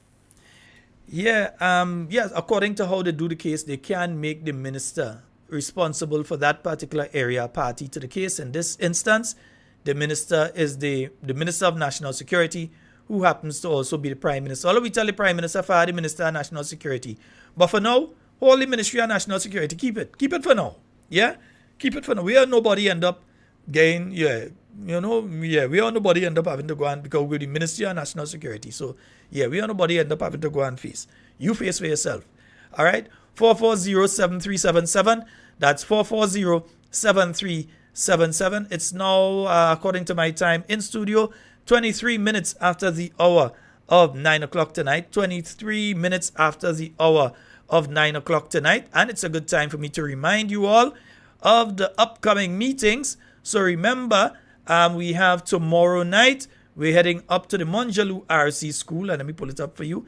Tomorrow night, heading up to the Monjaloo RC School from 6:30 p.m. And that's Dr. the Right Honorable Keith Mitchell, the Honorable Emlyn Pear, the Honorable Gregory Boyne, and the Honorable Peter David. They'll all be speaking there at the St. George Southeast Constituency meeting at the Monjaloo RC School from 6:30 p.m. tomorrow. Then we have St. Patrick West. They are on Wednesday at the Chantemel RC School. Dr. the Right Honorable Keith Mitchell, Honorable Emlyn Pear, Honorable Dr. Clarice Modest, and Mr. Victor Phillip. They will be the key speakers out there taking place at the St. Patrick West constituency, and that is happening on Wednesday from 6:30. And then on Thursday, the St. George Northeast constituency branch, they've got that meeting taking place at the Willis Community Center, 6:30 p.m. All right, so our good brother Nimrod Olivier will be there. Yes, so Olivier will be there, along with the Honorable Peter David, Honorable Emlyn Pear, and of course, political leader Dr. the Right Honorable Keith Mitchell. And folks, we also have some other activities. First of all, the St. Andrews Southeast constituency branch youth arm, they would like to thank each and every one of you for turning out on Saturday to that wonderful activity that they had on Hope Beach. They look forward to seeing you at their next activity. Yeah, because they're coming with the activity again. And also the St. John branch would like to thank all of you that came out to that activity. I see Kami she lasha oil long there. I say, we papa. Yes, Kami she lasha oil long from them. So we have a caller online. Hello, good evening. Sheldon, I'm sorry to call you back. You are you bringing these meetings on them on there?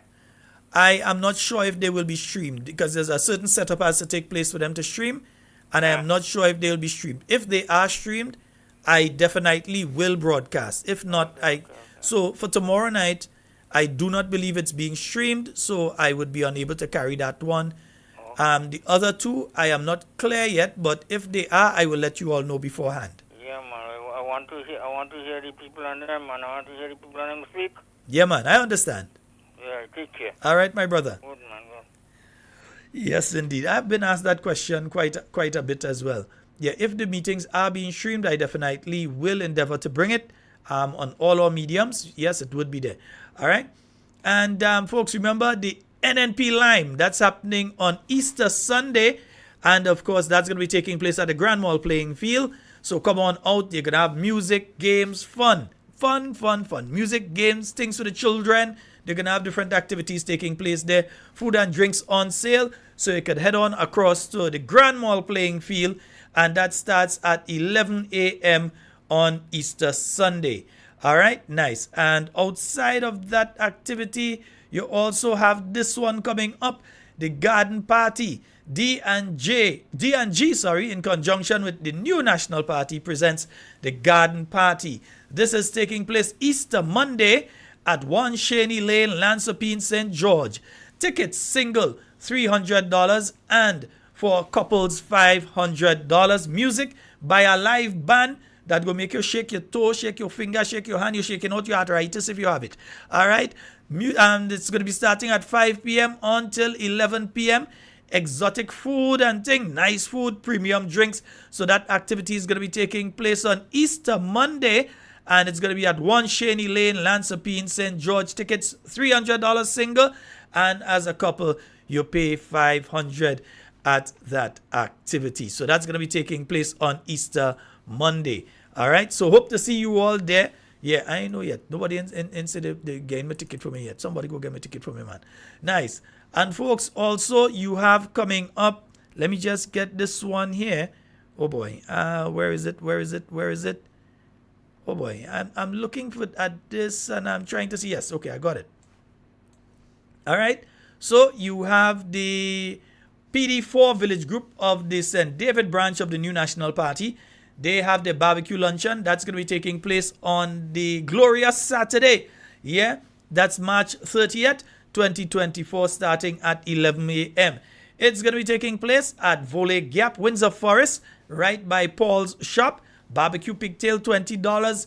Barbecue chicken, $15. They're going to have green salad and bread rolls, etc. So look forward to that one. And folks, also remember our good brother Turkey. Yeah. Account number 211093 at the Nexa Credit Union. You can go and make your donations there. All right, folks. And those of you who would like to make your donations to the program, remember you have the link is there on the Facebook. It's there on the YouTube. If you would like to make your donations to the program, $5, $10, whatever it is, you can make your donations to the program. So when we have to we look at cables and we look at this and we look at that, we could get it. All right? Nice. Thank you all very much. 440-7377. That's 7377. That's the number to get onto the inside. It's a powerful thing when you lose your rightful thinking. So we voted for the bling. But you trick us with campaign promises. We won't say it. So some folks were asking if somebody could commit a crime here in Grenada and go to court. Yes, you can face the courts. You've actually murdered a U.S. citizen, or the allegation is that you have murdered a U.S. citizen, or citizens in this case. And as such, America coming for you wherever you are. You could be in the North Pole under 200 feet of ice. They coming for you.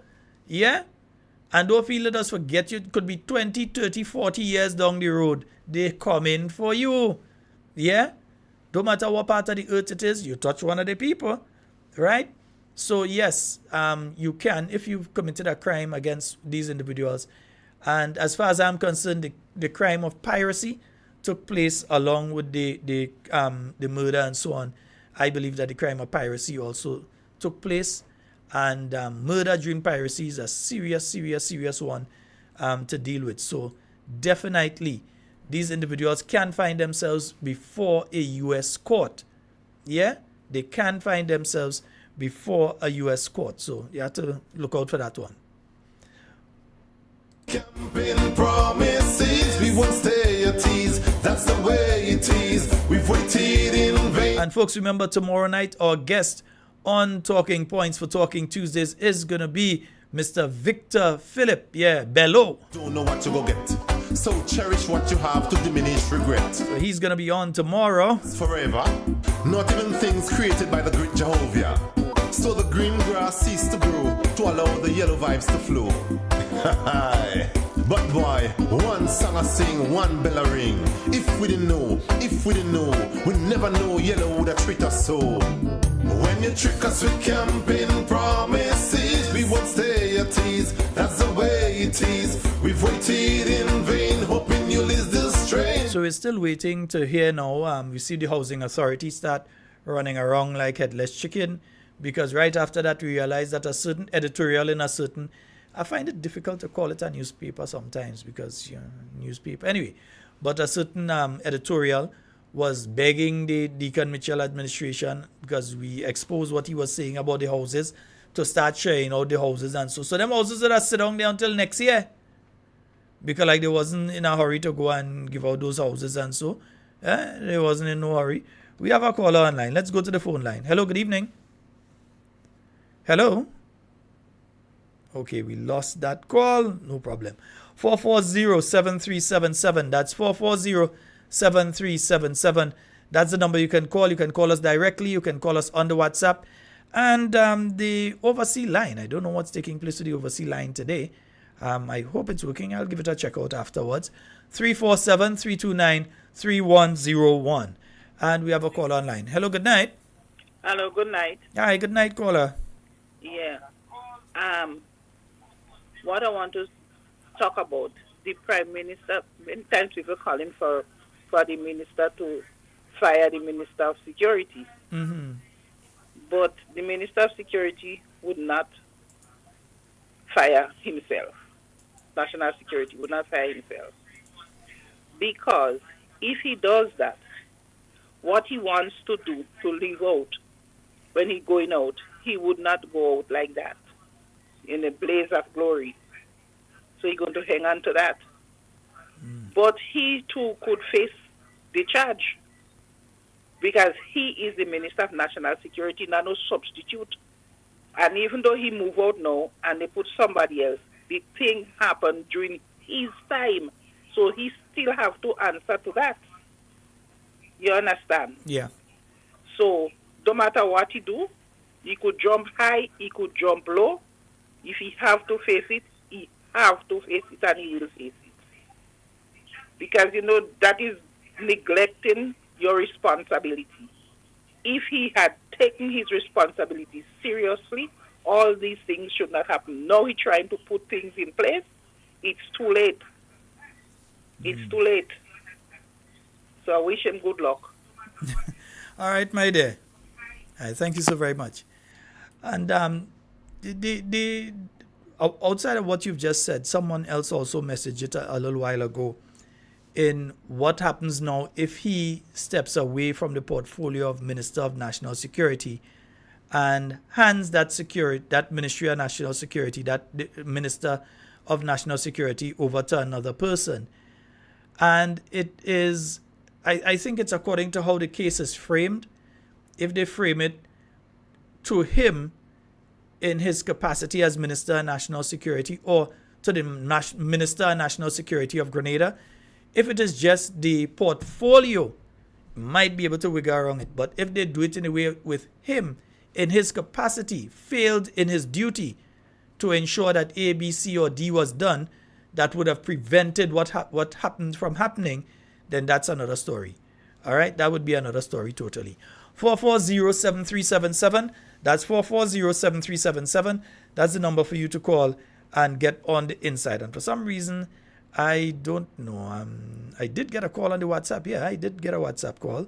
So I know the WhatsApp is working properly because for the last few minutes, I realized it is ringing and then cut off and ringing and cut off. So I just wanted to be sure that it is working properly. All right? Nice. Yeah.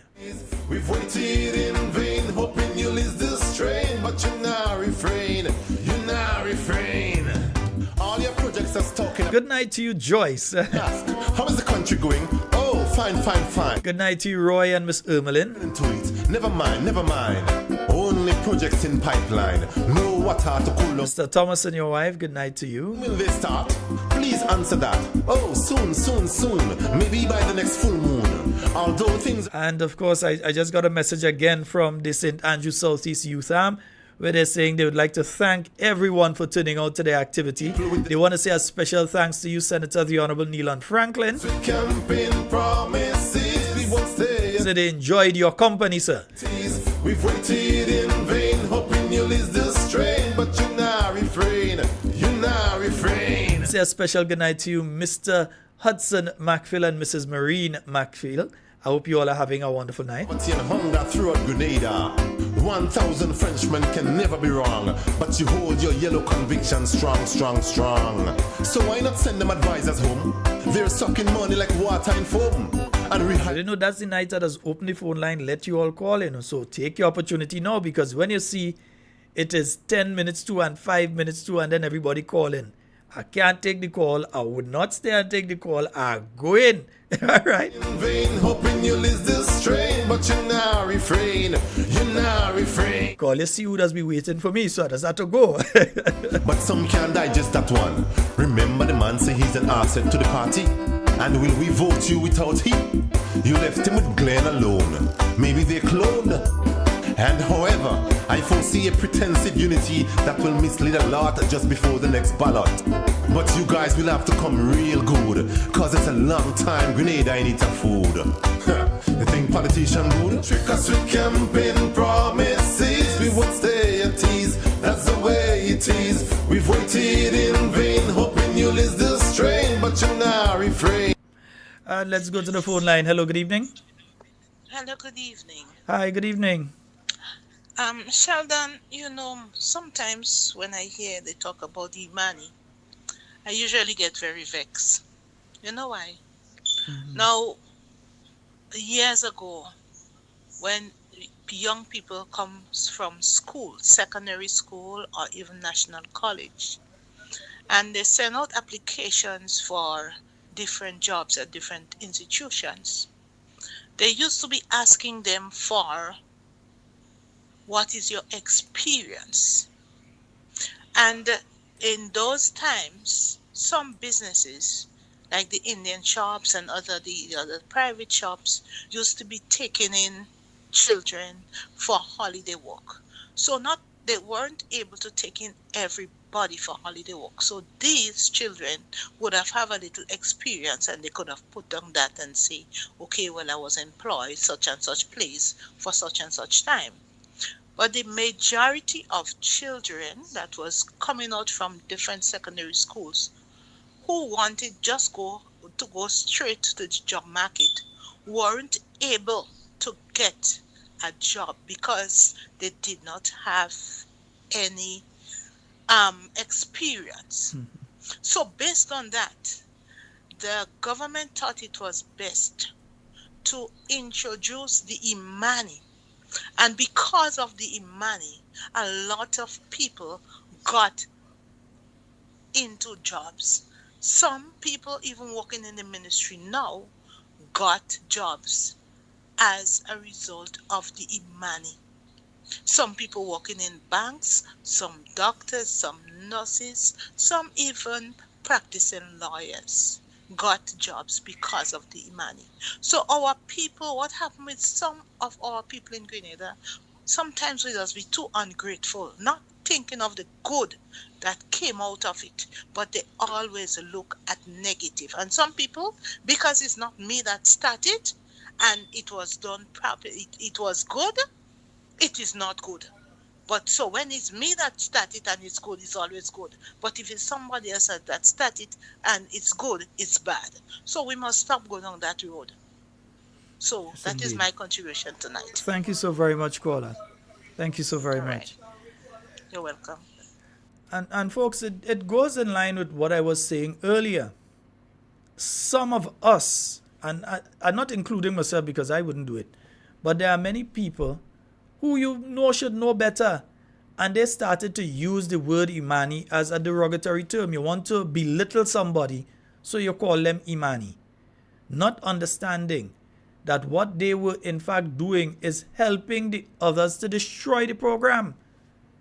That is what they were doing. Now they want to change the name, and that's the major accomplishment of the former Minister of Sports. The absolute failure that was in that Ministry of Sports called Ron Redhead. Absolute failure. Yeah? No two words of failure in that ministry. Nothing to achieve. Yeah? Except a higher salary. Nothing. Yeah? And what's their main achievement right now? They want to change the names of the program. They eviscerated the youth programs. So now you're trying to find a youth program. You have a young person, you're trying to get them involved in a youth program. And that's one of the most difficult things for you to be able to do. Because these people have destroyed it. Yeah? We have a caller. Hello? Hello. Hi. You're live. Yeah. Go ahead. I'm talking about Imani. The present government always coming down on the Imani, but they are Imanis too, you know.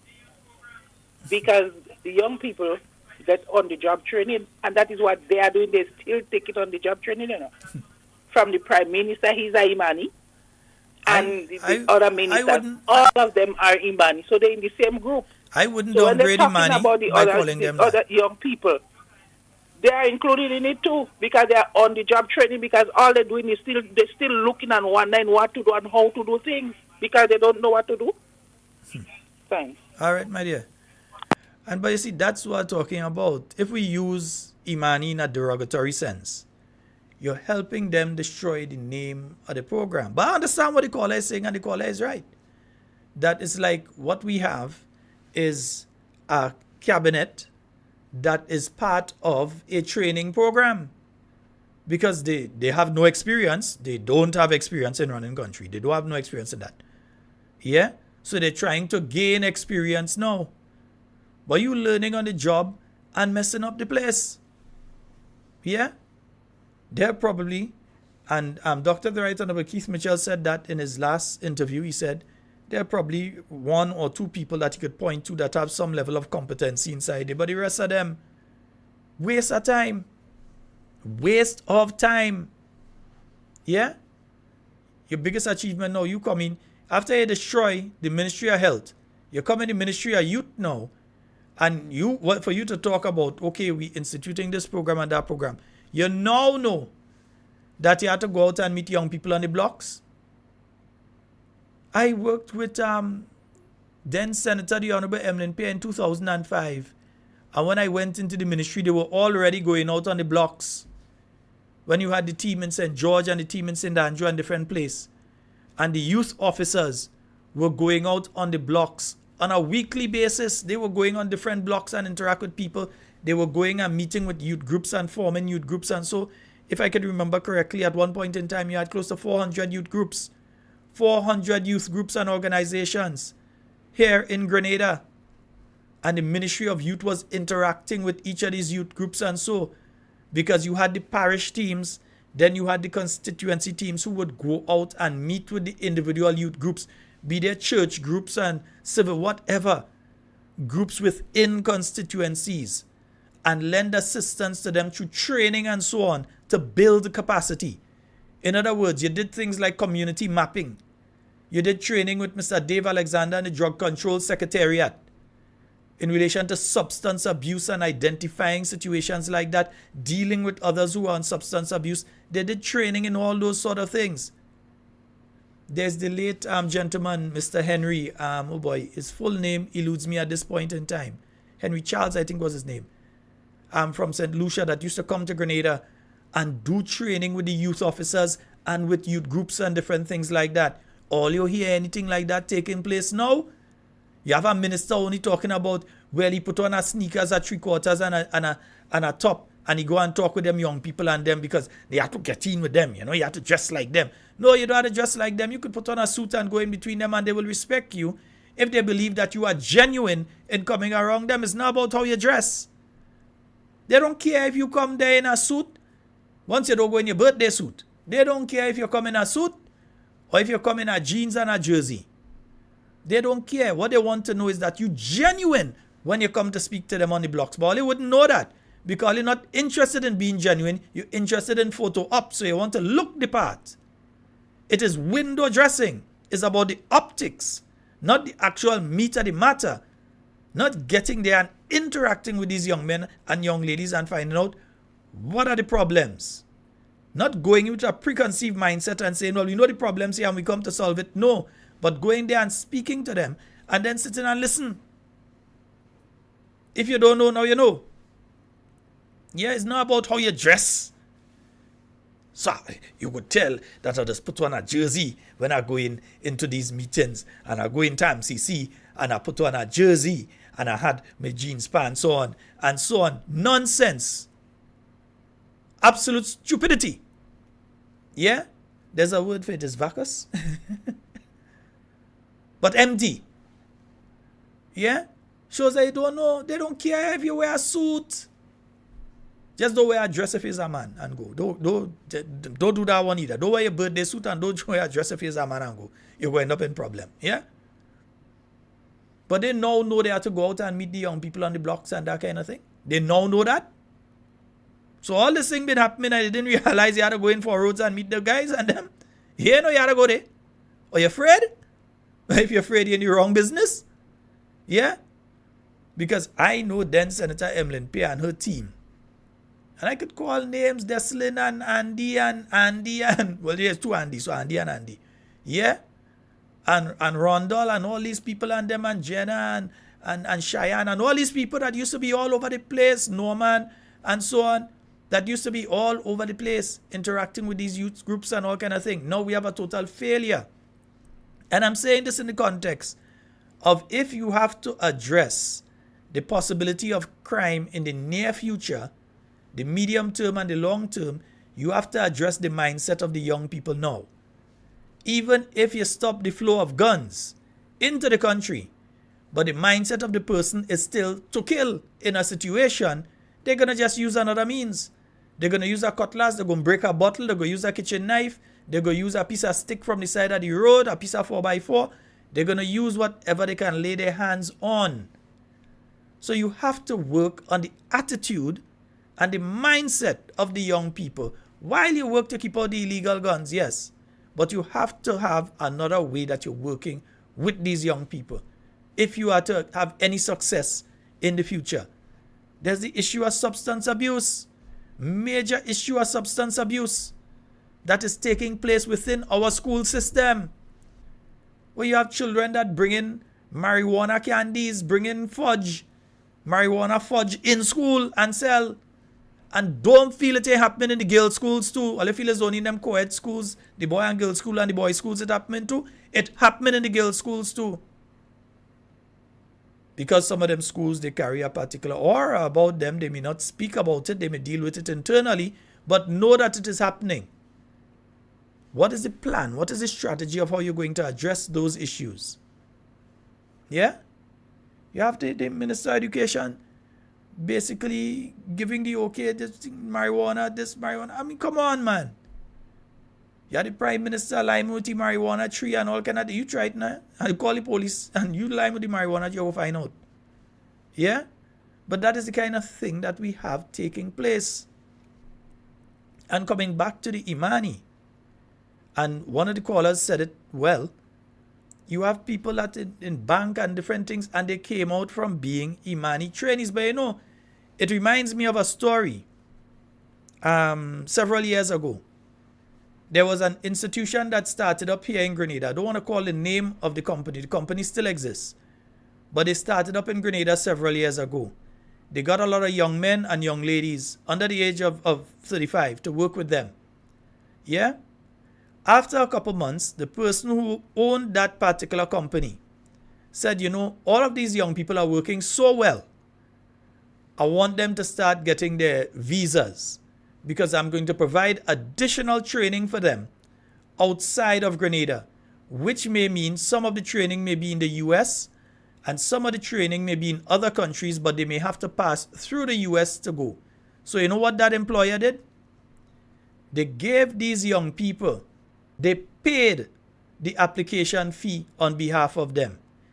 They also organized, that time you didn't have to sleep over in Barbados. You didn't have to sleep over overnight and so. So they paid for everything, gave them the letter and everything, organized everything for them to go to Barbados and get their visa so that they would be able to go and do the training for that company. You know what some of the people did when they came back? They leave the company. As soon as they got that visa in their hand, the next thing they did was quit the job. Yeah? When someone asked one of them, they said, well, how you could do that? How could you go and just quit the job as soon as you get a visa in your hand, you decide, well, I'm going in the States and I go spoil it one time, I will just stay up there. Because long I wanted to get a visa and now somebody pay for it for me and things are gone. You know what they said? Who behind that is the business? I get mine already. That is what one of those people who got the visa after that, you know what the person did? They just said, all we're going to give people from now on, when you're going for your visa, we're going to give you a letter. That is it. We ain't paying for no flight. We ain't getting you no look of money to get something to eat while you're over there. And so we're not organizing. We're not paying your application fee. You pay that for yourself. All we're going to give you from now on, and that's up to this day, that's all they're doing now, is give people a letter. They give them a letter, you can go. Yeah, but they ain't giving them anything else. Because the first set of people who got there is they say, well, I get mine already. You know, who behind that is the business? That was the attitude. And you know, many people have that attitude. Even when it comes to the Imani program, many people have had that attitude. That, yeah, I was in the Imani program, and from the Imani program, I got this job or I got that job and so. And then some of the same people who was in the program are the people that making noise and saying, some of them feel we don't have I had a name still, you know. Some of the people I don't see online saying anything about the Imani program and this. All you forget all you was part of the program. Still all your name. Up to this day. Yeah? But as far as they're concerned, I get through already. So who behind that is the business. But we have to change that thinking and we have to change that mentality. Because we will never be able to move forward as a people if that is the mentality that we maintain. Let's take this call. Hello, good evening. Hey, Sheldon. I know we have a little bit of time. Yeah? Mm-hmm. Yeah. I was a supervisor when some of the Imani people came to my job of employment. And I trained them. And do you know that some of these people are still on that job today? Probably making more than me. Mm-hmm. So when the NDC surrogates and Deacon, Honorable Deacon Mitchell, Prime Minister Deacon Mitchell is coming down on it, Ronald Head and whoever. You don't know. What I'm saying is that everybody, whoever was in that particular program, has to apply themselves. It's like go and get your driver's license. If you don't apply yourself, you might not get it. You might take 3 times, 4 times, you'll get it. So making this look at this is a bad thing, brother. It's annoying to me. And trust me, I'm getting very, very annoyed listening to people call this thing a bad thing. I don't care whoever call it, Europe, Imani, self-empowerment, empower. These programs are there to help. Whoever government come, government is a continuum. Do not degrade it and call the people the kind of wrong names, right? We've seen our now Attorney General blatantly disrespect our, the people that do the traffic thing. The wardens. Yeah, the wardens. The wardens. I still right? can't get the info Degrade yet. them. I mean, come on. How low can you be? And this lady sits in the seat of Attorney General, Legal Affairs Minister, Minister of Labour. Mr. Sheldon, have a good night, man. I just fed up. Have a good night. All right, bro. 440-7377. That's 440-7377. That's the number you can call. You just have to probably take about one more call before we end the program. Yeah, and I'm saying that how I mentioned that is the attitude of some people. I get mine already, so to hell was who behind. I get you already. Yeah? I have a permanent job. I earn in $4,000 a month. Yeah? Or I've got my training, because there are many young people who got training there and started their own little business, doing their own little catering, or they're making cake, or they're doing the pastries, and they're surviving on a monthly basis through that. And they learned that skill through the program. They got the opportunity through the program. But I want you all to pay particular attention to this. 634 days later, have you heard of any program that engages the young people, like how an Imani program engaged young people? Or even if you look under the last NDC and you say the G-UP program, as much of a failure as it was, the G-UP program that they had, that they were bringing in people, so they had a 400 and something here, they had a 1,000 at that point in time, they had 100 here that they brought in under the G-UP. With the Imani, within 6 months of taking office, the new National Party was able to have at least 2,000 young people under the program. Within the first year, you had about 4,000 young people under the program. So, have you heard anything? Because we're about to end the year 2. We're about to end the year 2. All you like to run and do things when I talk? Let me see what I will do now. Right? Yeah. We're about to end the year 2. 634 days. All you hear a single batch of young people. And calculate now how many young people have left the school system in 2022, in 2023, and about to leave in 2024. Have they provided opportunities for these young people to gain the type of training that many of them would gain through the Imani program? They talk about who was training for how much years. Well, nobody can even talk about training for how much hours under their administration. They should be shamed to talk about who was training for how many years, because 1, they had a means of survival. 2, they had an opportunity to learn something, even if it was 2 years, 3 years, 5 years, or 6 years. But up to now, nobody could say that they got the opportunity under this administration, that they come and they bring in a set of young people and they gave them opportunities under a youth engagement, a youth employment program, a youth training program. Nothing. So talk about those who was there for 4 and 5 years, when all you can even talk about somebody that was there for 4 or 5 minutes. That's what you had to tell them. Because we have sat back for too long and allowed them to just talk down to us. They keep giving the impression that they're better than. Yeah? So when somebody come and say, well, look now, you break down my place and thing, you could tell them, well, you ain't come here to be in charge of no slum. Yeah? The place that they're using to take care of the children and the family and to make sure that when the Grenada truck come, they ain't bother with it because they know they just come to check the meter, they ain't come to cut them off. Or they see an Owasa vehicle pass, they know, hey, them just come to check the meter, there's no way they come to cut me off because my bill's paid.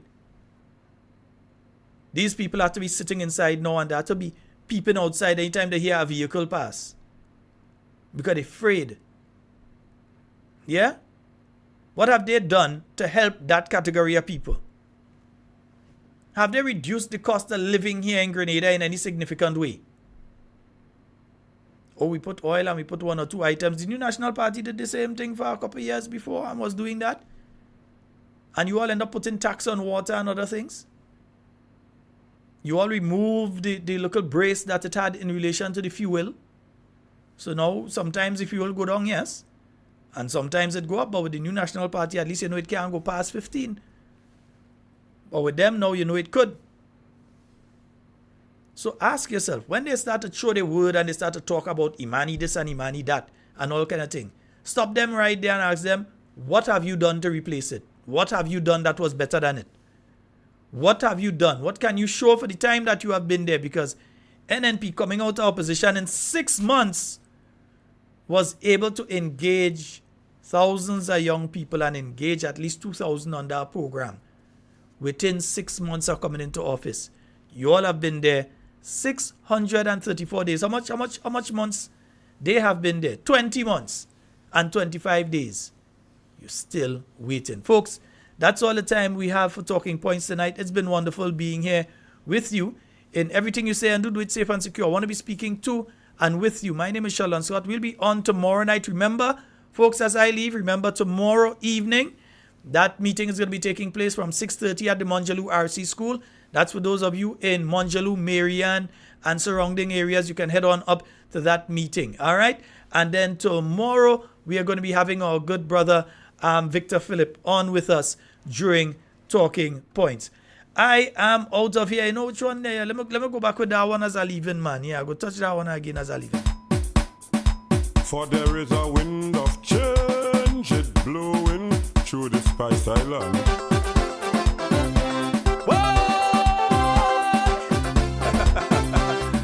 Listen to the people, Mr. PM. Don't play with the Grenadian people, because the wind is turning around. At all, like all you did only plan how to win. And after that, all you can do are thing. At all, poor people balling, they can't eat a meal. So what? It's like all you deaf and can't hear that still. Still waiting for one project to take off. Like it's only Nazim how them could start. But prepare yourself and ban your belly, cause the wind turn around heading back for we.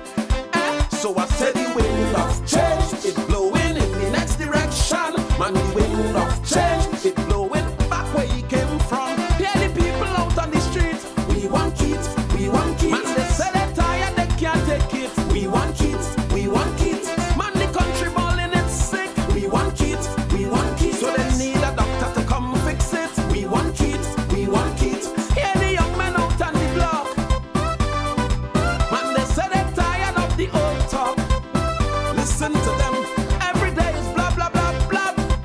That alone, and they can't see action to back it up. Oh, Lord. Woo! I say be careful, the wind turning around. Be careful. Woo!